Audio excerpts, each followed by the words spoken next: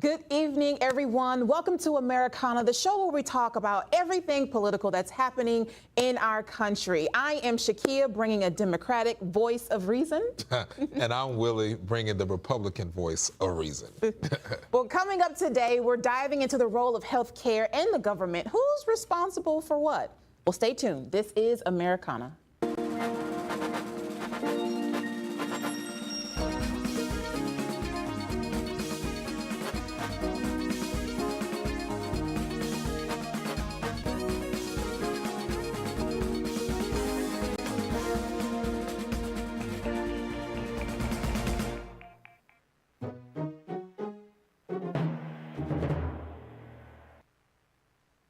Well, here's the part of our show where we get started with our talking points for the day. Are you ready? Let's go, Will.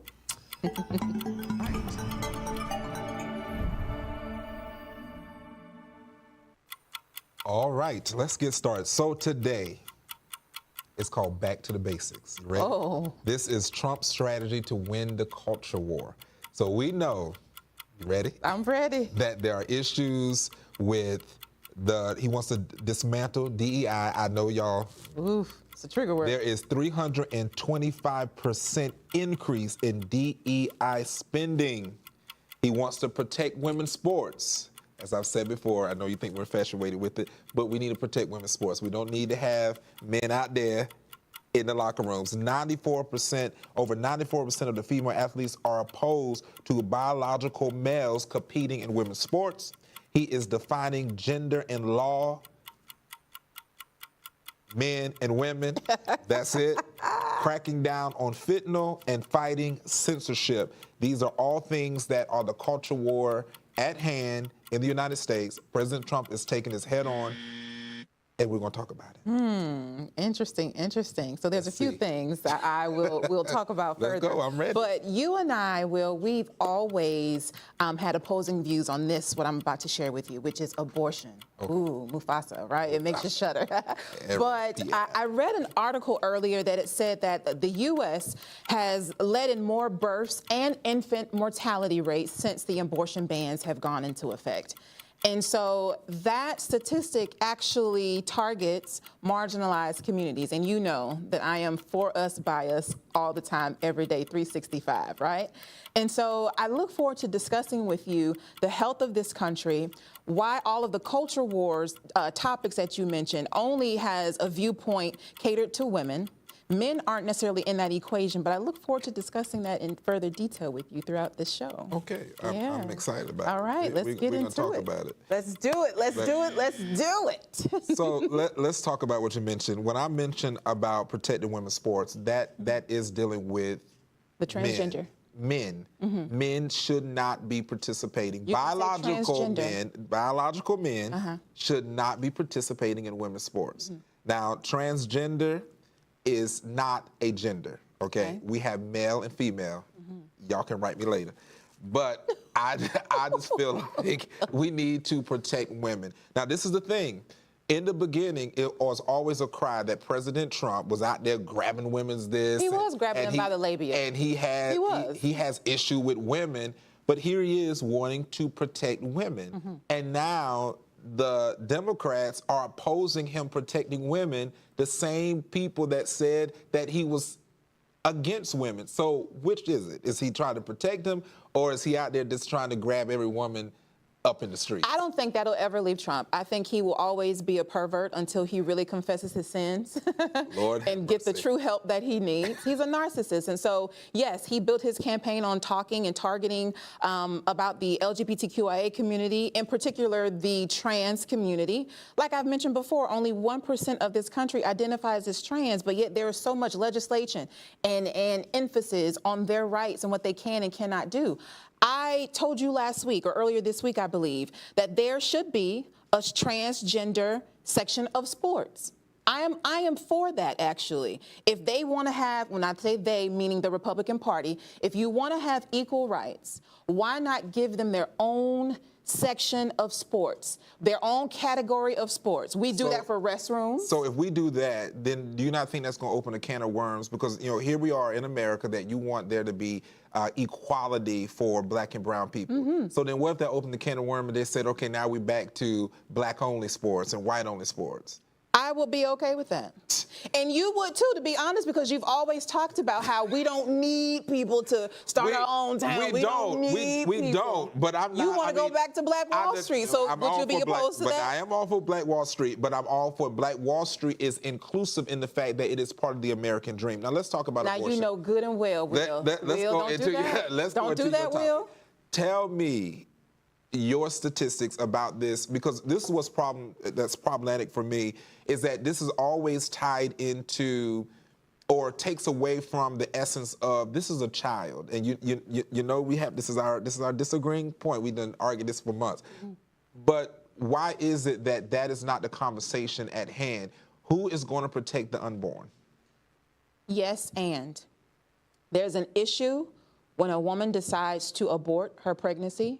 But there's also a greater issue when she chooses to have this baby and there's no resources for her to help take care of this child. Hence why all of the federal spending is now frozen, thanks to Elon Musk and his crew. But true. Is that true, though?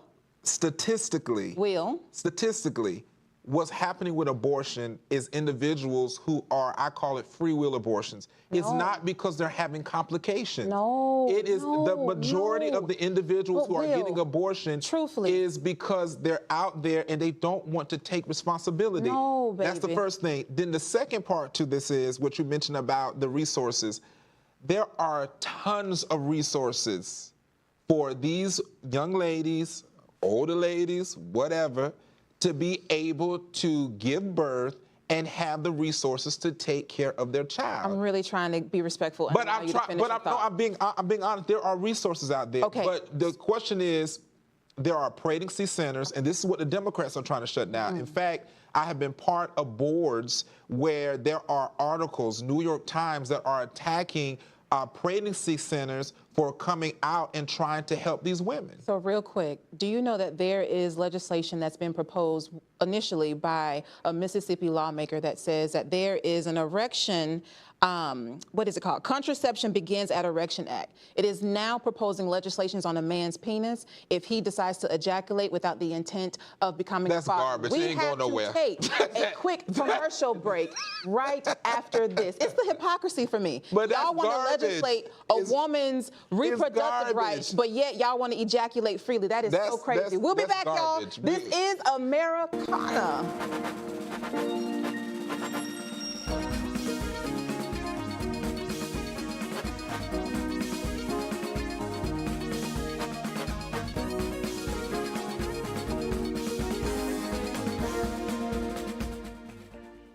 All right, everyone. Thank you for tuning in. This is our commercial break, and we're just saying hello to all those who are still watching and listening out there in the social media world. And so, as you can tell, we're already getting heated up. We're only in our first part of the evening. So I can take it and tell you that it's going to be probably more interesting as there's some hot topics coming up. But what I would say is continue to comment. We are reading the comments. Continue to be involved and engaged. I am super excited about you diving in and coming along with us, because truly, this is what makes America great again. See you soon.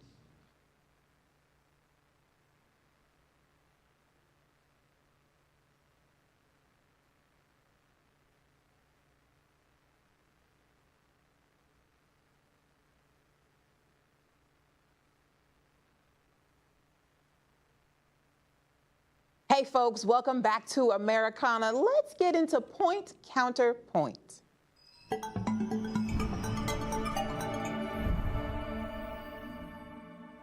All right, now we're talking about healthcare and government.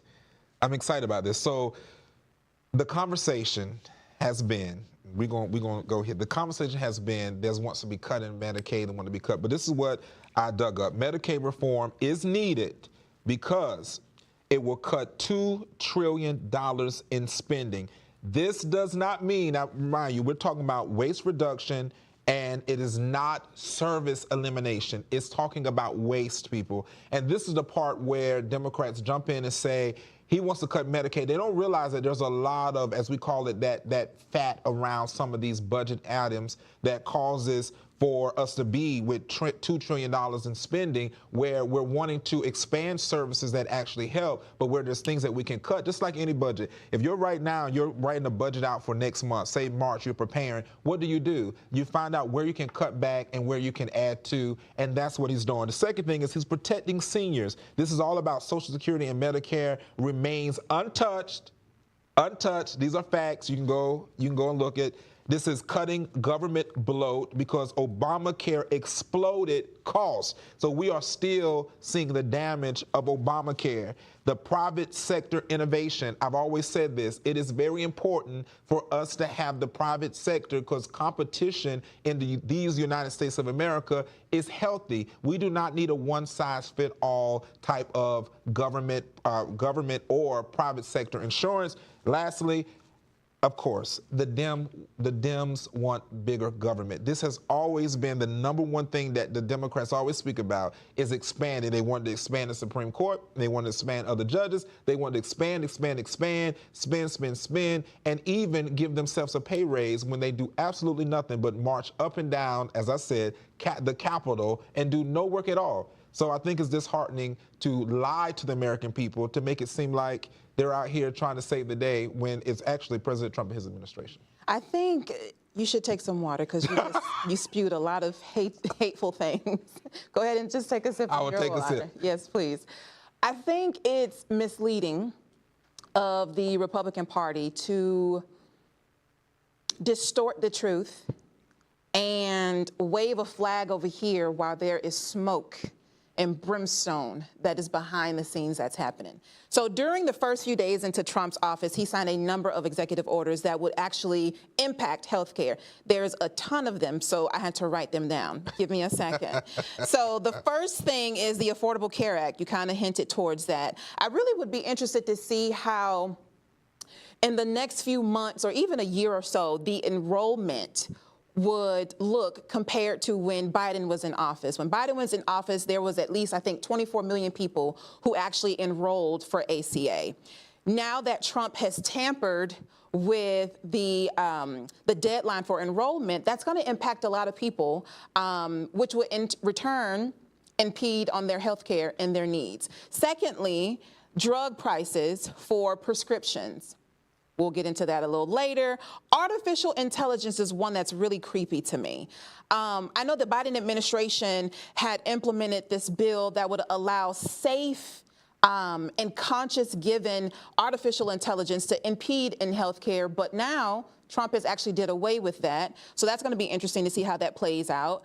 There's going to be a plan for that, for AI, within like the 180 days that he'd be in office. The World Health Organization, the WHO, we are no longer a part of WHO. And that to me is very alarming. And his reason was because he said that they weren't being fair towards how much money that they were requiring the United States to pay compared to the other countries that were a part of the alliance. I interrupt you, hold on now. We got to talk about gender affirming care. We've already talked about that. The COVID-19, now that, JFK Jr. has been affirmed, this is really alarming, right? We have folks who have been impacted by polio when they were children. We have people who obviously died and families were impacted with deaths during the pandemic that fell under Trump's watch. What is he doing regarding the health of this nation should another pandemic or an outbreak of disease happen? I'm not done. There's a ton of things. Abortion spending, we've already talked about abortion, regulatory freeze, and a freeze on federal grants. Healthcare providers should track the progress of this. They should track the progress because it's going to have to go through the courts, obviously. And you mentioned the Dems, we want to expand the courts. But I'm really quite impressed with the judges who are standing up to Trump and saying, no, we're going to block this because this is inhumane and this goes against the Constitution. I'm finished. Let's talk. Okay, so let's talk. First of all, what these judges is not going to fly. We already know it's not going to work. Let's talk about vaccines. is no one has come against the vaccines. We've got, most of us have gotten vaccines. That is not Hold true. on, I want to explain. Now let the defendant reclaiming my time. Yeah. The vaccines, it was about the COVID vaccine it did not have enough time to be tested. It was an experimental drug. Many people, proven facts, are now getting the complications and having complications from this experiment of what was called a vaccine. It was put out too fast and too soon. Even the administration had to come back and even make that acknowledgement that they wish that even within Florida, that was pull back and say, hey, we have to apologize. We should have never shut this down. Should have never did this. We should have waited to get the facts. So can I ask you a quick question on that? My question for you is, if that is true, what is the alternative to should there be another outbreak or another pandemic that we face? Are you saying that there should be no vaccines, that there should be no type of medication or sanity amongst the living, if I should say? Like, what is your alternative to there not being any vaccines? It's not about not having vaccines. It's about proper testing. It would just be like if you just discovered something and you just gave it over to someone and say, hey, take this. It has been no testing done. That person dies because you gave them some test. I hear you. And yes, it's yes and, right? If we did not have the COVID vaccines, there would have been a complete wipeout of our entire country. And dare I say the world. That's a stretch. It may be a stretch, but we don't know. But I am grateful for the vaccine. I didn't get the vaccine and I'm alive. You are, but my grandmother is not alive. My great-grandmother is not alive. Did she have the vaccine? She did have the vaccine. So then that argument would be fair. She had the vaccine. No, it's not fair. There are people who had the vaccine and who did not have the vaccine and still ended up in the same condition. We're talking about testing. Science is science, right? There is going to be trial and error in science. That's correct. Now let's go to this. You're talking about science. We got about 20 seconds. But what about the science when it comes to a man being a man and a woman being a woman? So we'll wrap it up there. So that's science. Because we can talk about that in my last point. We're going to take a short commercial break because Willie is ticking me off. We'll be back with Fact or Spin. This is Americana.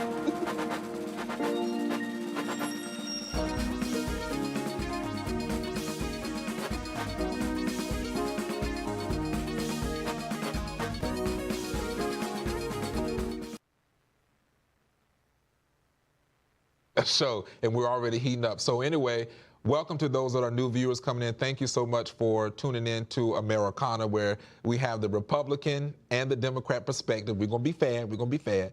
Because this is what makes America go around. So again, put the comments in. What do you think about what we were just discussing?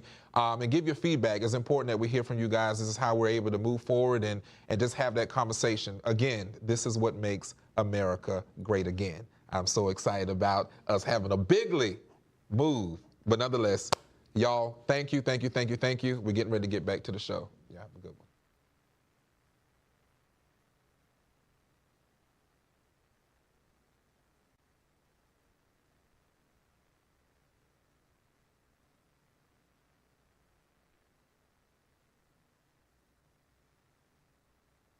Welcome back to Americana. Let's get into Fact or Spin.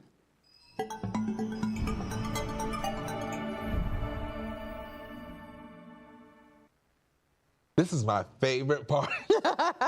Political personality disorder. Yes, Lord. Today's political personality disorder is constitutional crisis. So there has been a lot about Democrats spewing out that there is a false, it has basically been proven, a false constitutional crisis. They have baseless accusations, judicial overreach. Over 60% of Americans believe that the courts should not interfere with executive decisions. This is what we were talking about earlier about them coming in. It should not be that way. If the president of the United States is giving these executive orders, I do believe he's making that for the best of the people, except for Joe Biden, of course. So historical context, obstructing governance, and public deception. That is all that has been coming from the Democrats when it comes to this is not constitutional. This is not. These are the same individuals, mind you, that not too long ago they will come and they will have their own interpretation, misinformation, disinformation, and they will have their own interpretation of what the Constitution is until it applies to President Trump. And now it is this is not constitutional. It's amazing. Now, that's hypocrisy. This is the fetish that the Democrats have on such an administration that is actually shifting our country forward. Can you raise your glass? I want to Cheers. toast. I am toasting to the fact that I am actually educating you on using the words that we've talked about, and now you're deciding to use them on me. That's the definition of gaslighting, ladies and gentlemen. So, are you done with your point? I'm done. You're done. Okay. Proving the misinformation. I am appalled, right? I'm appalled about a number of things, but you talk about constitutional, what you call it, constitutional delusion? Crisis. It's really unorthodox for, you said the President of the United States is making all these executive orders and everyone should be following suit, right? But what I also think is unorthodox and is really perplexing to me is how you have a private citizen who has full access to private information, Elon Musk. The other thing is, it's amazing how when Trump has appointed these different judges into place, and these judges are now standing on their own two God-given feet, they are now looked at as the enemy. That is the template that Trump has had in play since he's gotten into government, right? It's like, if you don't bend the knee, you are now an enemy of the state, and I'm going to come back and get you with a vengeance, right? But aside from that, I do want to talk about Black victimization. Do you know what that is? Let's hear. Yeah, let's hear it. Okay, I thought you would know because it was like on the headline of Fox News today. And I typically don't watch Fox because it's fake. And it's very biased. And so I was interested in what this article was about. So I clicked on it, and it was actually talking about a Black professor who took a role at Howard University, which is an HBCU, a historically Black college and university. I'm a product of an HBCU, hell Wildcats. And I think it was more of a demeaning phrase than it actually was educating the readers of their network. And so, and to me, I just want to ask the question, what is Black victimization? Do you have an idea of what that could be? So let me put it like this, if this is where you're trying to go. So to me, there is not even necessarily just Black, but there is a victim, and I said this before, that we as Black Americans, we are not victims. We're not oppressed, or neither are we suppressed.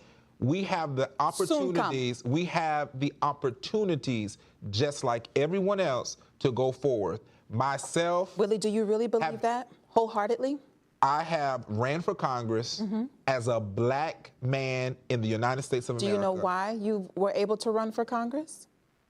Because I'm not a victim. I am a victor. You are a victor. But do you know why you were able to run Because for office? It is the United States of America, and the Constitution gives out what it requires for me to run for the United States. Because of DEI, Congress. Diversity, equity, and inclusion. That is a new woke term. It's not woke, Will. It's a woke term. It's not woke. And that doesn't, when I say DEI, DEI does not mean Black. It means fairness. It means for people who have disabilities, hidden or seen disabilities. Does the United States Constitution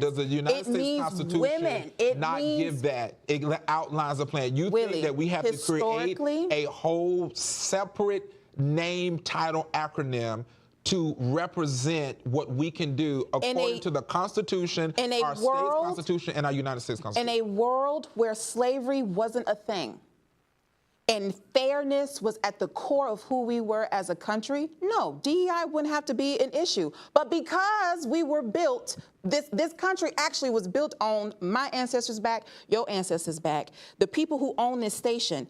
We built this country. And because we built it, we don't always have seats at the table. So tell me, and you know this. So tell me, Will, you know that. Do you think that it was just the Europeans that had enslaved us? It was excuse me, what'd you say? Who was it that actually first enslaved? Tell me, Will. Give me a history lesson, Will. No. You brought this question up. Do you think that it was just the European, the white faces? Who was it, Will? That was it. What it came out of? It was blacks. Blacks was enslaving each other. And sent us over here, right? Okay, so do you know why they did that? But tell me, it was the Europeans who deceived them. Let's go. Let's be clear. But let's be clear. Here we are in the United States in 2025, because I want us to get here. Why is it, this is the victimization, why is it that Black people have to take, instead of using it as history to glean, to grow, to be empowered, to go forward, why do we take that, become the victim, instead of saying, this is the difference, read this book, The Gap and the Gain. This is the difference between that. The gap is, I'm a victim, I'm black, my country was built on this. The gain is, I am black and I'm sitting here today on a TV station. I'm black. Yes, that is what it. It's a game. I'm gonna get you a shirt. Yes, and. Please do. Please do, because I got to have this with your ass. Listen, I'm telling you, it is, yes, I am proud to sit at this table. Yes, I am proud to be black in America. Some of the freedoms that my ancestors built and fought for, stood and boycotted for, I am benefiting from that today. You too, although you don't believe in that. But I'm telling you, Will, like everything that you are saying about us not having victimization or that we shouldn't be the victim, it's not just it's not victimizing. Congresswoman Ayanna Pressley just actually proposed a bill that would allow black Americans to have reparations. Do you know how huge this is? We can talk about reparations. That'll be a good one to bring up. We're going to talk about reparations. We can certainly talk about reparations. But we'll say this, because we get ready to close. I'm going to let you we got to close. Lord have mercy. We got so much to talk about. So in this last little bit of thing I have to say. Okay. We got to wrap. We'll see. Okay, y'all. So put your comments in the chat. Thank y'all so much for tuning into Americana. Catch us here weekdays at 6:30. We'll see you tomorrow. Have a good evening. Tomorrow.